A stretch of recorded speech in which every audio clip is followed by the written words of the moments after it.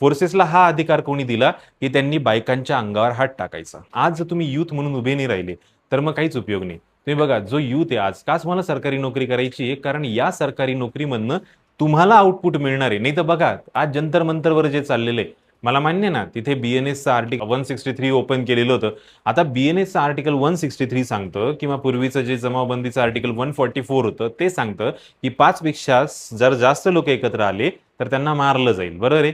पण जमावबंदी ही सगळी करत असताना सगळ्यात महत्वाची गोष्ट होती, प्रोटेस्ट जो होता हा शांततापूर्ण मार्गाने चाललेला होता. ठीक आहे, नंतर सीजेपीच्या हातातनं तो बाहेर गेला, लोकांनी स्टोन पेल्टिंग केलं, चुकीचं केलं, फोर्सेसला मारलं, हे सगळं चुकीचं केलं. माझा प्रश्न एकच आहे फक्त, फोर्सेसला हा अधिकार कोणी दिला की त्यांनी बायकांच्या अंगावर हात टाकायचा? तुम्हाला तुमच्या ट्रेनिंगमध्ये बायकांचा आदर करायचा ही गोष्ट शिकवली गेलेली नव्हती का?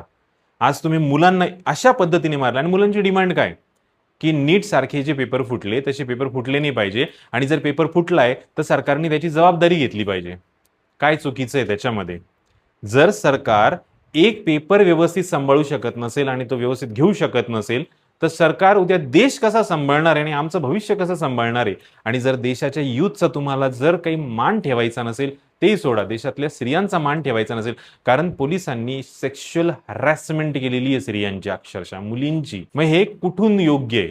जे लोक पण म्हणतात ना सोनम वांगचुकने काही केलेलं नाही, तो देशद्रोही आहे, सीजेपीचं आंदोलन चुकीचं आहे, काही पण असो, दोन गोष्टी सगळ्यात महत्वाच्या आहेत. एक, त्यांचं कॉज योग्य आहे की ते म्हणतायत की आमच्या परीक्षा घेऊ नका असं नाही, पण परीक्षा घेताना कंप्लीट ट्रान्सपरन्सी ठेवा आणि ते योग्य पद्धतीने घ्या. आणि दुसरी सगळ्यात महत्वाची गोष्ट जी आहे ती म्हणजे या आंदोलनाच्या वेळेस पोलिसांनी स्त्रियांबरोबर जे विभद्र वागणूक दाखवलेली आहे आणि बरं ते केल्यानंतर ते निर्लज्ज सारखे हसतायत, एकमेकांना टाळ्या देत आहे, ही पद्धत कुठून आणली?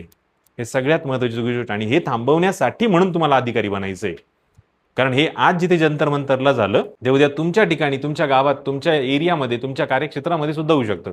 तेव्हा आम्हाला असे अधिकारी नको. तेव्हा आम्ही घडवलेले अधिकारी हवेत जे समाजामध्ये एक असा निर्णय देतील, समाजामध्ये एक असा मेसेज देतील की जिथून समाज बदलायला सुरुवात होईल.